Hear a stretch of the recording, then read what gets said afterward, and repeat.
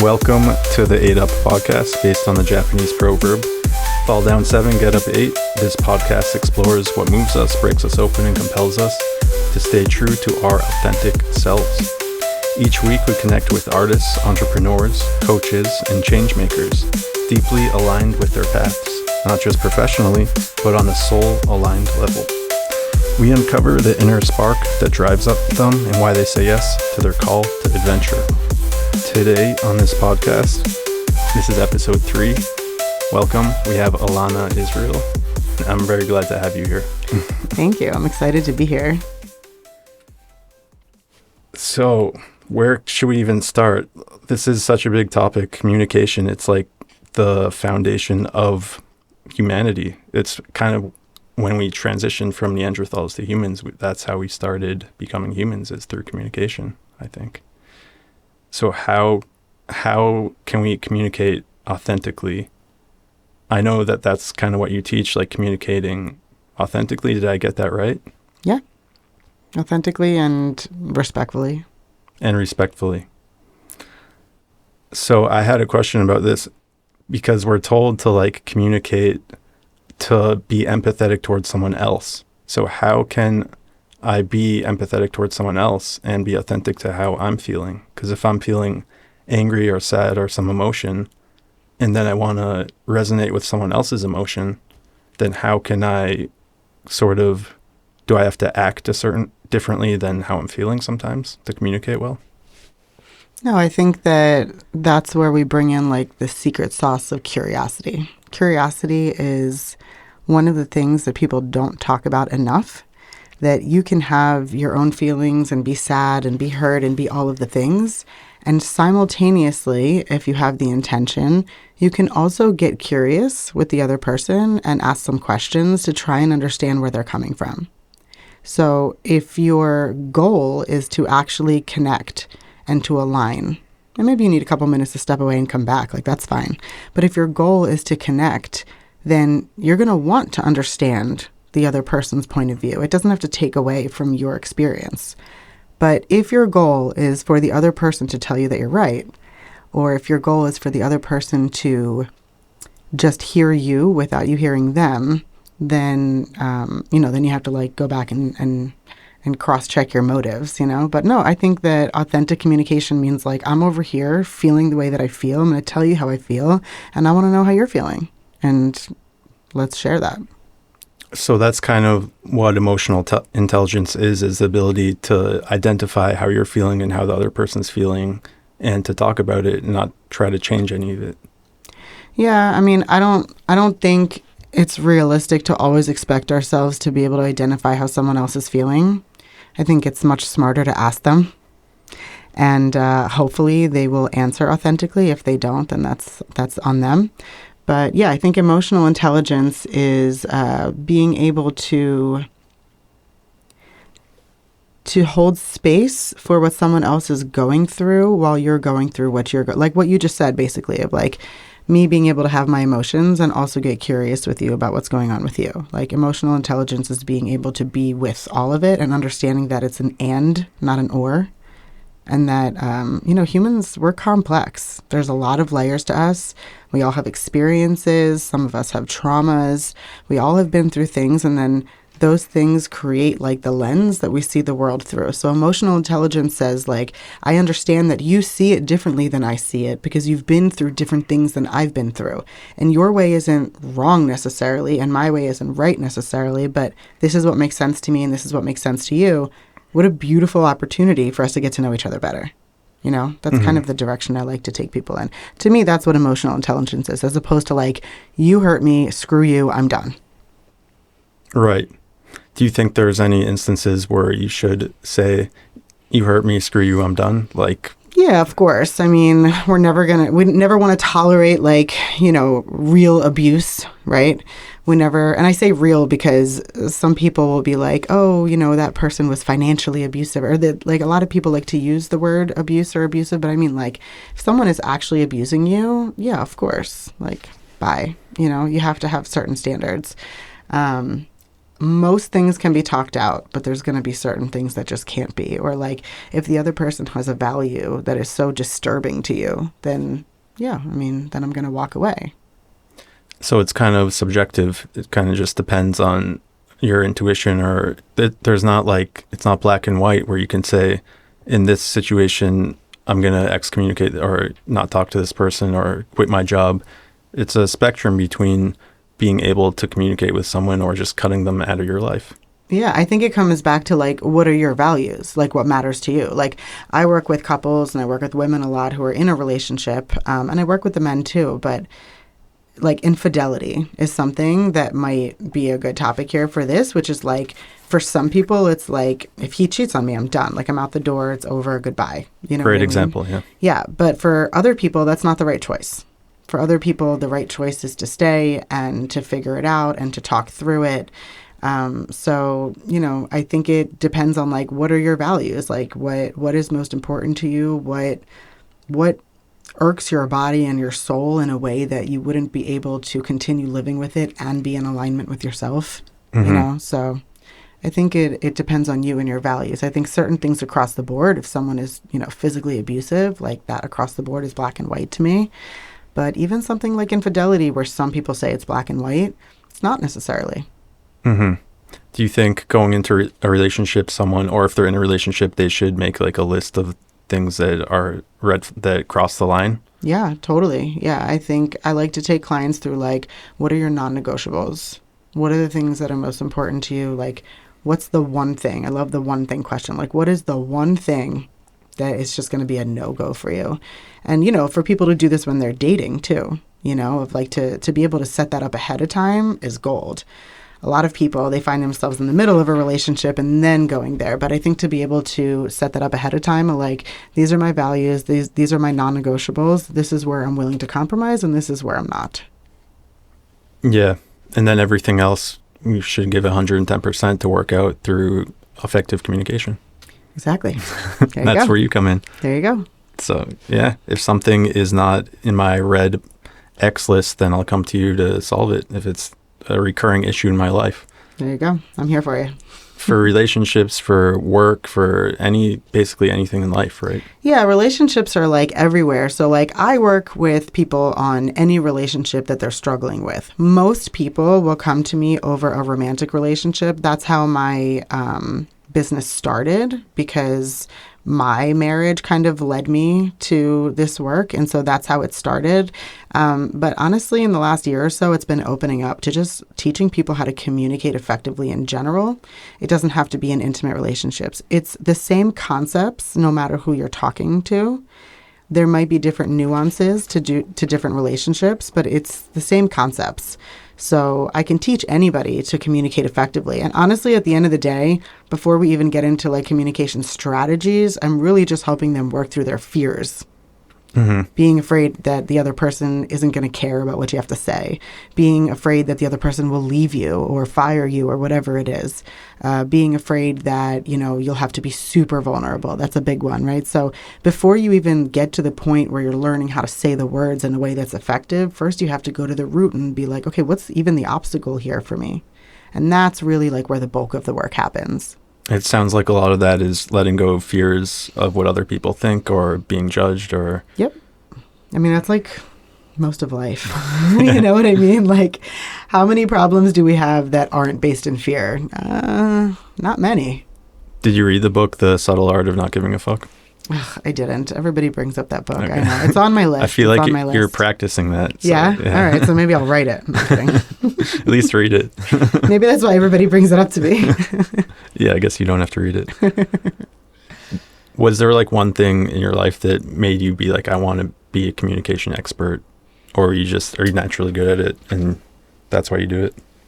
Yeah, I mean, I definitely am naturally good at it. Growing up, my dad had a really hard time communicating. Well, he has a hard time communicating with anyone, but he had a really hard time communicating with my baby brother. And I just remember times where the three of us would be sitting at the kitchen table because they had to bring me in order for the two of them to like be a mediator. Exactly. So I definitely, some of it is natural. I got a lot of practice growing up. And then I was a therapist for 15 years, and you learn a lot about communication, and I learned a lot in grad school, and I learned a lot just by also like not even helping other people communicate, but when you're a therapist and you spend 15 years of like people coming to talk to you, you're communicating. Like you learn it yourself as a therapist, For you know? sure. So I've had a lot of practice. I have definitely studied it. But I think a year ago, I might not have called myself a communications coach. I might have just called myself a relationship coach, but it's just gone in such a direction where it just keeps coming down to the communication over and over. And it also seems to be the area where I'm able to help people the most. So it's kind of just taken that turn, and I'm just following it because that's what entrepreneurship is. Yeah. Yeah. I mean, there's a shortage of therapists and mental health professionals, so you wouldn't have a shortage of work if you advertise yourself as that. But you found that your expertise is communication, which is unique. Yeah. I also really favor coaching over therapy. I feel like as a facilitator. Interesting. I left my career as a therapist to be a coach because I was kind of sick of working with really sick people. I had done it for over a decade, and I was starting to get like compassion fatigue, Right. you know, and that's like the moment where you're like, I might need to step away because this person in front of me is telling me these horrible things and I just don't care, you know? And you don't want a therapist like that, you know? Right. And that wasn't the norm for me. That was different for me. And so, and I also really struggled with how, like, when you're a therapist, at least in America, like when you're a therapist, you're not allowed to be talking to your patients in between sessions. Like it has to be on the books and build, and you write notes about it and all this third party stuff. So I would have a patient or client, whatever you want to call them, and then I wouldn't talk to them all week, and then they would come back the next week and they hadn't done anything I told them to do, and it was like starting from zero, and it was so frustrating. One of my favorite things about being a coach is that included in my services is like you can just reach out to me anytime in between sessions. And so I have about 15 messages on my phone right now, so I'm really glad we put it on Do Not Disturb, of clients that I'm working with that are in between a session, because communication happens behind closed doors. It happens at night. It happens on the weekends. Like it's not just I go see Elana for an hour a week and now I can communicate. Like we have to tweak in real time. So for me, even though it's more work, I feel like people get more results and it's more stimulating. And it matters. Just better that way. So I like that part about being a coach. It's also more money and more fun. It seems like you can be more of your authentic self. Exactly. Instead of abiding by all these protocols and laws and stuff. Exactly. Yes. I have like a very blunt style that works really well for a lot of people. And I had to censor myself a little bit as a therapist because there was so much, you know, auditing and third party billing and everything. And now like I can just be myself with you. And that seems to work. Do you think communication is something that like can be taught 100%, or is it more of an art? Like, even if it's an art, I guess it can be taught. But do you think some people are just born with it and like are better, or some people are more of a lost cause? Yeah, I think it's all of it. I think some people definitely are more naturally better at it, like me, for sure. I also think that there are people that naturally have a lot more hurdles to overcome in order to become a good communicator. I do think that it can be taught to anyone who actually wants to learn it, though. I do. It's through a skill. like hard techniques, or more of just like intuitively? Like a combination. I think it needs to be a combination of dealing with like what are the deeper issues of why you can't communicate. A lot of times if someone has a hard time communicating, it's because they grew up in a household where either no one communicated or people communicated in such a toxic way that they just don't know how to, like nobody was communicating in a healthy way. So, you know, we come out like a blank slate. We get here to this world. We don't know how to communicate, you know?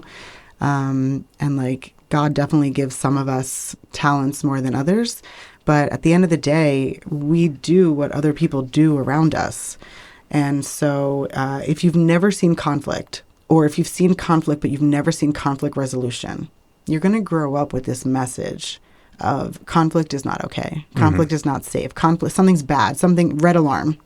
And then you get married or go into a workspace or whatever, and there's some conflict and you're like, oh my God, everything's wrong. Like, bye, I got to go, and it's like fight or flight. Although there's some people who can have grown up in conflict and then realized that and gone to the opposite of extreme and learned these things and studied it and become an expert communicator because of the conflict. Yeah. Well, those are the people that put in the work. Right. Yeah. I'm talking about people who don't put in the work or haven't yet. Right. For sure. Like in the raw form. Those people have to like put in the work because their default is going to go towards that. But I guess maybe you mean like some people just go in the opposite direction of what they saw? Yeah. Because that happens yes and for no. sure. Yeah. Or some people, like other people, are just born into a happy, healthy communication family and don't put in any work and they're just fine. Great communicators. Yeah, for sure. But I think anybody could learn. How important is like body language in communication? I think it depends on the person. I don't know if I would talk about body language as much as I would talk about like tone and facial expressions. Like body language matters for a lot of things. Like I think the way that someone carries themselves or sits down or walks or whatever can sometimes tell you how confident they feel, what they're going through. I think there's a lot there. But I think like if you and me are going to sit here and have a conversation, I know that there are a lot of communication experts that really focus on like micro expressions too. Yeah. And a lot of people are like, well, if your legs are crossed, then it, it means you're feeling closed off. And I'm like, I don't know. I cross my legs and I'm feeling good. Like, I don't know. Yeah. So some of that I think is a little bit out there. But I think it matters, like, if you and I are having a difficult conversation and you're trying to tell me something, but you're doing it with a scowl on your face, I'm probably not going to be able to receive it that well. Mm-hmm. So there's something to be said for your expression and your tone when you're trying to have an emotionally charged conversation, which is hard because you're emotionally charged. But if your goal is for the other person to be able to receive it, or at least you want to make it more likely they will, because we really can't control that. You're going to want to watch like the way that you present, like if I'm relaxed, if the muscles in my cheeks are relaxed, what my tone sounds like. Because you could say the exact same words in two different tones and it's a completely different situation. Yeah. Is that something you teach your clients, or is it sort of less of a skill that people need, do you think? I don't need to teach that as directly for as many people. I have had a couple of clients who like just have no awareness over their tone, and we've had to do some role playing and some practicing for sure. I even make them record themselves. Wow. So I've had that before, but usually the tone comes from the feelings, and the feelings come from the thoughts. So I am trained in something called thought work, where I literally help you change the way you're thinking about something if you want to. Mm-hmm.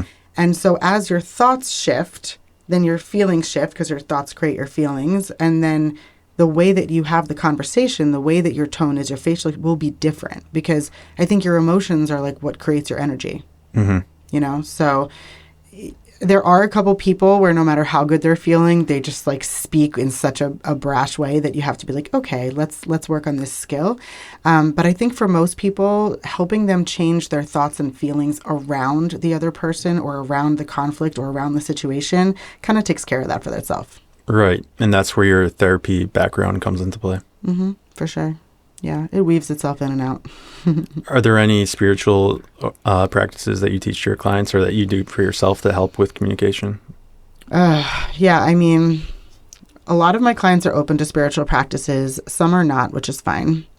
I would say for me and for anybody who's open to it, breathwork. Okay. Because your nervous system, like you can't pretend, you can't fake your nervous system. Like you can't it is, think it into... Yeah, like it is. Yeah, exactly. Right. Like your thoughts are in your head, your energy and your nervous system is your body. So if I'm really wound up, or if my client is really wound up, like I will have them do like some kind of like a box breath or whatever. There's all different kinds you can do to like bring your nervous system down. There's a lot of science that shows that like the longer your exhale is, the quicker you can calm down, and so to be able to kind of get yourself in a more like spiritual place. Yeah. The other thing that I do, and I do this with almost anything, but especially with difficult conversations, is like, I just invite God into it. And like the act of asking God to come into the conversation with me and like having the faith that like, okay, I've now asked God to come in, so it'll be what it is.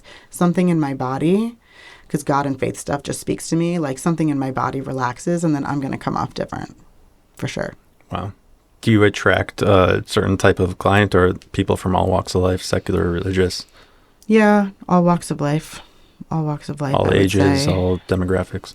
In general, yeah. I would say there was a period where it was like all moms with young kids, probably because at the time I had a really young kid. You know, a lot of people are attracted to what they see and what they identify with. But I don't know. I think it's starting to expand, and because people of all walks of life need help with relationships and communication. We don't teach it in school. Right. I don't know why. I think it should be taught before math or before any of the skills 100%. that we don't even use that much. Yeah, there are some educators who are creating homeschool curriculums now that include communication, and I hope that that's something that starts to spread like wildfire. I'm sure that it will. But, you know, when I was in school, they were not talking about that. They were like, here's math and here's how you read Rashi. Right. And then you ask these billionaires now and what the best tool for them is, and it's either like public speaking or communication. Like that's how they made all their money. Yeah. That's how they are successful. Yeah, totally. Let's get back into like relationships and dating. What do you think? Like the divorce rates now are very high. People are not happy in their relationships. Do you think it's more of a problem of not going into the relationship with the right person, or is it technology? Why are people struggling in relationships so much these days? I see it all the time now. Yeah, I think it's a mixture of a few things. So first of all, yeah, people don't have the conversations they need to have before going in. Okay. I don't think that the majority of couples are sitting down and talking about... That's not very reassuring for someone who's already in a relationship, but for those who are not... I hear you. I'm with you. I'm going to get there, though. Don't worry. I'm not here just to reassure people. I'm here to tell you the truth, you know. But for a lot of people, they don't talk about it beforehand, and they don't really share, like, hey, like, what is your vision? Like, what do you see your life looking like? Where would you want to, you know, all this stuff. And then even if they do, or for the people who, you know, are together, I think it comes down to like, yes, some of it is technology and people are on their own screens and all that definitely. But I also think that people give up. People give up. And I think that they don't know how to talk about things. They don't know how to come out of whatever unhealthy dynamic they're in. Like, for example, something I see a lot is like silent treatment. And that's something that I used to do in relationships that I, thank God, don't do anymore because I did so much work on it. But like, if someone whose default is the silent treatment, like if you feel hurt and upset by a partner and then you completely shut down, like on purpose, don't talk to, how can you like move forward? You know what I mean? So I don't think that sometimes you have like real values differences, but I think a lot of times it's really just a lack of communication. And I think people give up like, oh, it's hard. This has been hard for years, so we must be done, you know? But I think some of the best couples are the ones who went through some really hard years together. And I remember when I was in graduate school learning to be a therapist, I was bartending at night and I had this couple come in and they were celebrating their 50-year anniversary. And I was like, wow. And I was like studying to be like, you know, work with couples and everything. So I was like, listen, I will buy you guys a beer. Tell me your secret. Tell me the secret. And the guy looked at me and he was like, not giving up. Not giving up. Yeah. Yeah. You know, he was just like, okay, so it's hard. So what? Like, I think Did she feel the same way as partner? She said that is true. And then she also said, I also like how he acts around other people. Okay. Which I thought was a cool answer. It's true, right? Like when you're like with somebody, like really with somebody, like maybe you're going to parties together or family things, where if you like the way that they show up in the world, you admire them. Yeah, like, you know, and also like you admire them and you enjoy going out with them and you know, you can be with couples, whatever. It's, you know, so she added that on, but she said for sure, she said it's been really hard and that's okay. I think in general, humanity has a myth that it's not supposed to be that hard. You hear people being like, I don't think it's supposed to be this hard. It's like, well, I don't know. Maybe it is. Maybe it is. Maybe it isn't. But I think we have created this idea that like if something is hard, then something must be really wrong. Right. From Hollywood movies, we see that you're supposed to fall in love and it's supposed to be easy. Yeah, I think that's part of it. And I also think it's because people don't know how to process through uncomfortable emotions. As individuals. Right, exactly. So something I teach my clients is how to process emotions. Like you have to be able to feel the hard thing and learn the skill of feeling it and letting it actually pass, as opposed to like burying it or stuffing it down, because then that always leads to something else later. Right. You know? So I think it's a mixture of like definitely Hollywood and songs and all of this stuff that like makes relationships look like they're supposed to be a certain way, and like that's just not how it works. And you know, and also just our generalized incapacity to be able to feel difficult feelings and know how to let them dissipate and work through us and use them as information, as opposed to just stuffing them down. Mm-hmm. Do you do a meditation practice where you do that, or is it just you invented this on your own? Yeah, no, I got it from the school where I was trained. I mean, there's a million different practices for it, so there's nothing original anymore, I don't think. But like, if you think about it, like we're constantly trying to not feel uncomfortable. Avoid pain. Right, exactly. Yeah. So if we're avoiding pain and pain comes, we're going to do something to get rid of it, depending on who you are and what your flavor is in life, right? Some people will have a drink. Some people will go have sex. Some people will go shopping. Some people will turn on the TV, whatever your thing is.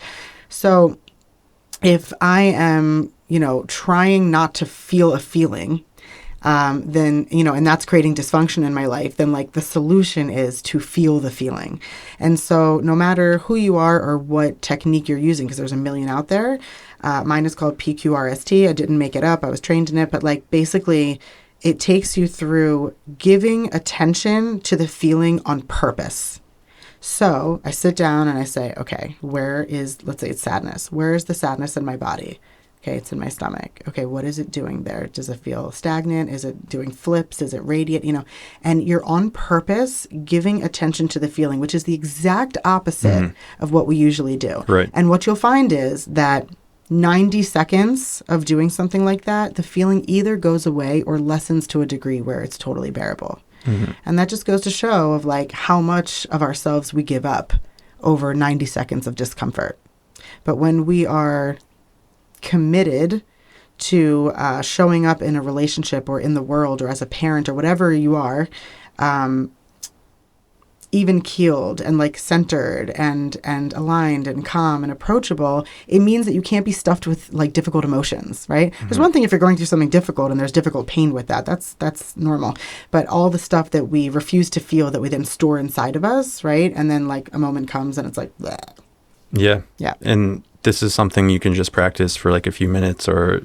Definitely. Yeah. And you can just practice it when you're feeling something really uncomfortable. Like it's not even something you have to do every day unless you're feeling uncomfortable every day. Right. Yeah. So it doesn't have to radically change your life. You don't have to quit your job and... Oh my God, no. I could do it like right now while I'm talking to you, really. You know what I mean? Yeah. Yeah. This is just a skill that I think every person in a relationship, everyone should have. Yeah, yeah. It's not even particular to relationships. It's just particular to like... If you can't sit with your own feelings and emotions that are difficult, then how are you going to sit with anyone else's? That's what I learned in meditation practice. Yeah. To have like love and kindness and compassion. Totally. The only way is to be able to have it towards your own stuff too. Right. Learn how to hold that space. Yeah. That's cool. So what's your story about coming to Israel?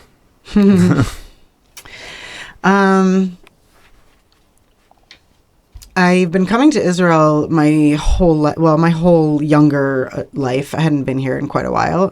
My dad's Israeli, and so we'd come to see his parents and everything. They've since passed. And so I've always had a love for Israel, but I think kind of knew it as like a kid in her grandma's house. You know what I mean? And so I never thought about making Aliyah. If you had asked me a few years ago, like, would you move to Israel? I'd be like, no. Like, I love, you know, I thrive in America. I'm fine, you know. I don't know. I became a solo parent a few years ago. My son just turned 6, and when he was 15 months old, I kicked my ex-husband, his dad, out, and we hadn't really heard from him since, still. So that's like a long story, which I'm happy to get into. But for the sake of this conversation, I had this moment in my living room when my son was like maybe about 2, where like I was just like, okay, guess I'm doing this on my own, you know, okay. And I was just kind of standing there rocking him back and forth. And I was walking around the apartment just kind of thinking. And I just like had this intuition. I'm not going to say I heard a voice because there was no voice, but like I heard a voice like almost inside of me that was just like, raise them in Israel. And your last name happens to be Israel. My last name happens to be Israel. I know. People like that one. I've had people like ask me to show them my ID. Like, but I don't know. I just had this moment of like, raise him in Israel. And I was like, who just said that, you know? So I didn't do anything about it for a while. I kept quiet. I was like, that'll pass. That's not. And that was like 3 or 4 years ago. Yeah, that was a few years ago. And I didn't say anything about it for a year to anyone. Wow. And it just like got strong. And in the meantime, you have to understand, I was like really, really, really working on myself. Like really working on myself. I was like, I could trust my intuition. I was doing all the things. And it didn't go anywhere. So I don't know. After a year, I just started talking to my parents about it and then my siblings about it. And I kind of spoke it into existence, and then I started the paperwork, and here we are. Is he happy here, your son? Yeah, he's happy here. We definitely had a transitional period, but it wasn't about moving to Israel. It was just about moving. And you came during the war? I came during the war. I was about a third of the way through the Aliyah process when the war hit. I was already sure that I was going to move here, but I was really nervous about it. I wasn't nervous about moving here. I was nervous about leaving my life there. I was super anchored and, you know, all that. My mom lived 5 minutes down the street from me and all of these things. And I'm born and raised in Philly, and that's where I was. And I was just really rooted, and I was nervous about leaving all that. But when the war hit, I was like, let's go. Mm-hmm. I'm going. It's funny. I want to be with my people. That sort of happened to me, too, in a way. It strengthened my connection with my roots here. Whereas Israelis are like, this is exactly the time when you shouldn't come. Like, why are you here? I know. That's the number one thing I hear. I'm like, oh, I just made Aliyah. They're like, now? Why? I'm like, no. You don't understand. Like, it's hard here, but you're together. It's hard there and you're alone. Mm-hmm. You know, like after the war hit and all the anti-Semitism took such a rise in America, like I was there for most of it. And I found myself like just being careful in a way that I had never been careful before. You know, I don't know. But I was like, nope, we're good. And I was already on my way here, but I was like, let's do it now, today, let's go. I want to be with my people. Like my soul yearned to be here in a way that it never has before. Wow, beautiful. Yeah. Now that we're talking about Israel, how do you reconcile like communication with a terrorist or someone who wants to kill you? That's an extreme. That's not really the clientele that I work with. Outside of your professional life, communication, I know we are communicating directly sometimes with some of these people, though, in the negotiations, in the political arena. If someone has so much animosity towards you, have you ever practiced like nonviolent communication, or are there certain techniques to use, or do you just wing it and hope they don't kill you? Verbally, at least. So first of all, I thought that your question was going to be like, so now that we're on Israel, how do you communicate with Israelis? That's what I thought you were going to say. And you said terrorists. I was like, whoa, that's not, yeah. Isn't one of your parents Israeli? Yes, my dad. He's Israeli. Yeah, you guys communicate somehow. Yeah, I've had to really change my expectations. And you'd be surprised how many couples have come to work with me since I got here where one is Israeli and one is American. It's a thing, you know. Yeah. Your parents were, my parents are, you know. Right. Yeah. I guess I'm really asking about conflict in general. There's a book called Fight Right. And you mentioned this earlier, that fighting and having a volatile relationship is actually healthy. You don't want to pull away or to stagnate. So that volatility can lead to such a strong relationship. In my own life, I've had a volatile relationship professionally before, where we wanted to kill each other or sue each other. And then something clicked and it flipped over and we became like very close friends, and it strengthened our relationship. Interesting. Do you think that can ever happen, like with this Israel-Palestinian conflict? Can we become best friends eventually? No. No. Why not? Because they want to kill us. There's always hope, though, no? No.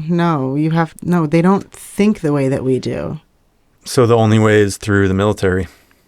Yeah. I mean, yeah, they don't think the way that we do. Like, this is the mistake that people make. You're not negotiating with people who can't negotiate with think terrorists the way you do. Right. Yeah. I mean, yeah, that's the cliche saying, but like with any, like, you can't negotiate with someone who has a completely different set of beliefs, and one of their beliefs is that you shouldn't exist. Yeah. Like that doesn't... That goes back to the beginning of our conversation. Some people you just cannot communicate with, and you shouldn't.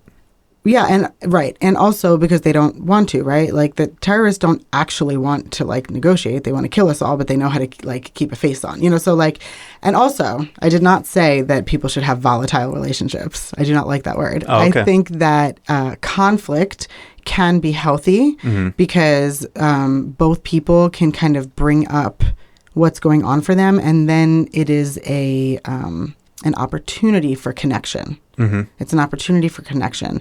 When you are not talking about what's going on for you, whether it brings up conflict or not, there might not be a fight, but there's also like not a connection. There's distance. There's distance with no communication. Communication, even when it's hard, if you're able to follow like 3 things that I teach, which is like honesty, respect, and curiosity, then you are able to talk almost anything out.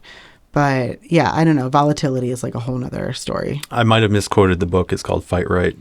I forget the term, but like fighting in general was proven to be the biggest indicator that strengthens healthy fighting. Yeah. Healthy fight. That's the thing though. Healthy fighting, right? So you have to ask yourself like, what makes the fighting healthy? Exactly. Right. And so that's where all this stuff we've been talking about comes in, like authenticity, honesty, respect, curiosity. If you're fighting because you don't agree, that's okay. If you're fighting because one person or both people are intentionally or even unintentionally just disrespecting, not seeing each other, not care, like that's where it gets iffy. But yeah, in general, I mean, fighting is normal and healthy, and there's nothing wrong with that. There's this concept about how if you see the good in someone, it brings it out in them. It's in a few religions and spiritual practices. Do you ever consciously work on that practice? And to what extent do you think that's a real thing, or is it just, hocus pocus? Yeah, I mean, I don't know that I've ever thought about it in those terms. I do think that when you there's a difference between like if you see it in someone or if you acknowledge it in someone. I don't know which one your book says. I think if you see it in someone, I believe in energy. That's totally possible. Could be. But I think when you acknowledge in someone like what you see in them that's positive, if you point out like, hey, I love the way that you do this, or like I notice that even when we argue, you never like, go out of pocket or call me names or whatever. Like if you're able to acknowledge something good in the other person, there's a softening that happens, and then definitely it comes out more. So I don't know about just seeing it. I think there needs to be that would like just bring it out more. I think it's more of like an acknowledgement. When I have my couples start to do communication sessions with each other, like without me, the first one that they do, I always have them each write out a list of things that they really love and appreciate about each other, bring that list to the session, read it to each other, and then swap so you can take home the list that's about you. Wow. There's something that softens about you. Right. And then you're more open and approachable to communication. Right. People want to be seen and loved and acknowledged. Yeah, exactly. And like, isn't that why we're in relationships to begin with? Right. So if someone feels that they're not, then the other person, if they both feel they're not, then maybe none of them want to step forward to be vulnerable or to admit it or to acknowledge the other person. Totally. Like you said, they just give up. Yeah. But there are strategies and techniques to get out of that. Yeah, definitely. But it takes work. It takes work. It takes time, although not as much time as you might think, but it takes time. It takes work. And then, it depends if like both people in the relationship are really willing to do something different. Who's been inspiring you in your work or just in life lately? I've never really been able to think of anyone specific. I mean, I can tell you like, my grandmother really set me up to be a confident person. I can tell you that my brother really inspires me with his work ethic. Like I can see different things in different people that really inspire me and motivate me. I wouldn't say that I have like a role model or a person. But I see a lot of things in a lot of different people that motivate me and inspire me. Even like my coach really inspires me. I think she's amazing. And I think that people who are willing to get vulnerable. So you have a coach that you go to regularly? Oh, yeah. Never hire a coach that doesn't have a coach. Okay. Pro tip. Good to know. I didn't know that. You definitely want your coach to have a coach because... but then it just goes up like infinitely. Yeah. So as it should. Mentorship is like one of the most important things. Who's Tony Robbins' coach? I don't know. Ask him. No, trust me. I thought he was like the top coach. No, trust me. I'm sure I would put money that he's got more than one coach. He's probably got like a business coach and then a mindset like coach. Different types, yeah. Oh, yeah, 100%. I mean, one of the people that I work with, like not a client of mine, like a woman who runs a business that I'm contracted with, she is an Olympian. And she was like, when I was at the top of my game, I had more coaches than anyone. Like it's the people who are excelling in life that have coaches. And so you want your coach to have a coach because that means that they have somewhere to go to kind of clean out their mind a little bit so that they can work better with you. So definitely. Right. I will always have a coach. Do you think you're ever going to write a book, or have you? No. I know you have a podcast. I don't want to write a book. It sounds like so much work. I don't know. It's just like not my thing. I mean, I've written a lot of things. Like I have a personal blog that I write about like making aliyah. I have a podcast. I do stuff I've written a lot of things. I've created I have a course. I created modules. Like I can create and I can write. You have an online course? I have an online course. Yeah, it's called Master Your Marriage and Your Mind. It's a really great course. It's kind of like an accumulation of 10 years of work put into one. It's self-paced? One place. It's self-paced, yeah. A lot of people will purchase it like as part of their work with me so that they can learn the concepts and get the education on their own time and then really just use the sessions to work through whatever we need to work through. So that's always a nice combination. But I love to write, and I write many things and I create many things, but there's something about writing a book and like having to have it edited and then people telling me to change things and then like deadlines and like, I don't know. I feel like it takes the fun out of it. Right. Okay. Yeah, but we'll you're not see. the first person that's brought that up lately, so we'll see. Yeah, I would read it. Thanks. What's your favorite like sport or physical activity? So I love bachata dancing. Wow. Yeah. Is that kind of like salsa? Kind of. It's like slower and a little bit more connective, but it is like a Latin partner dance, yeah.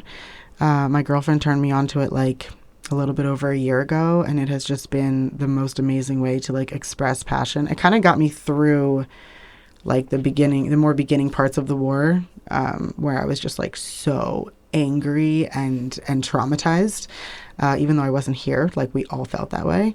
And there was something like dance was like the safe place. Like I could go out bachata dancing and like no one talked about that. Like no one talked about Israel and nobody talked about that stuff. Everybody was just dancing. Like no one, So, and I love it. Every time I do it, I feel like alive. So I love that. And I also love to work out. I just went back to CrossFit a few days ago. Wow. I can barely move, but my kid is like, maybe you should stop doing that. I like couldn't get up from the couch. He's like, I don't think you should do that anymore. Yeah. It's a good kind of hurt though. Yeah, exactly. Yeah. So. Amazing. So how can people find you or hear more about you? Yeah, so everything is under Partnership Aligned. You can go to my website, partnershipaligned.com. My podcast is Partnership Aligned. My email is elana@partnershipaligned.com. So Partnership Aligned will get you everywhere you need to go. And Instagram is where I post a lot of free content. I have all kinds of like freebies on there and all kinds of things. So I would say like if you want to get to know my work and get my vibe, Instagram @Partnership Aligned. Thank you so much for coming onto the podcast. Yeah, totally. Thanks for having me on.